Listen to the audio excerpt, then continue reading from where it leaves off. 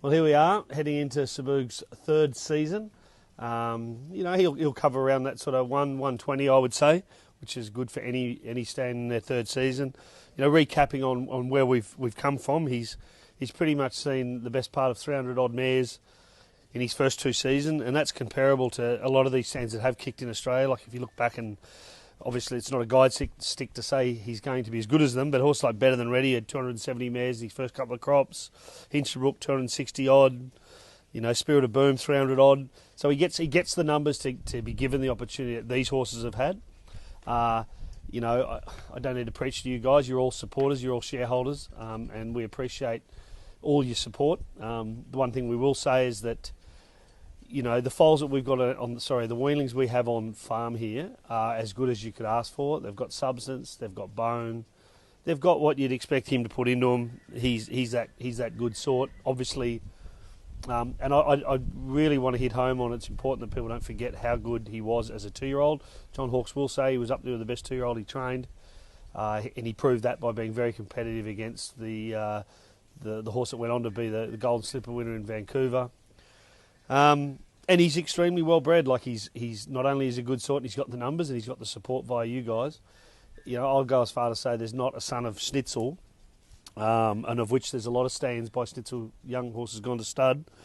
But Invader, Jukebox, Odyssey Moon, Russian Revolution, Trapeze Artist, Wangina, Spill the Beans. You go through all those stands. He's got a pedigree better than those. He's a full brother to a Golden Slipper place getter. Schnitzelen, who not only did she run second in the Golden Slipper to probably behind one of the best colts that's gone to stud in the last 10 or 20 years in Piero, she herself went on to win a Lightning, was multiple Group 1 placed, and raced against the best sprinters in the country.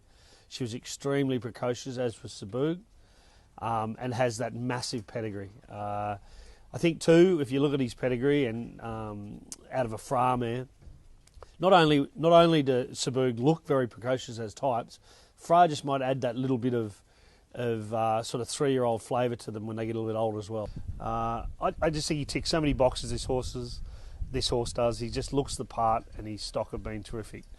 Moving forward, we've got some lovely yearlings that are going to be nominated for all the major sales, especially Magics and around the classic sale in Melbourne.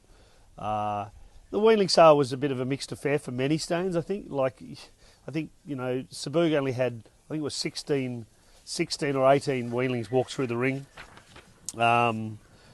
It was tough for those fillies that lacked a little bit of page. I looked at nearly every weanling that walked through the ring, and I could make a case for all of them. They're good sorts, they've got lovely substance, they've got good heads, they walk well.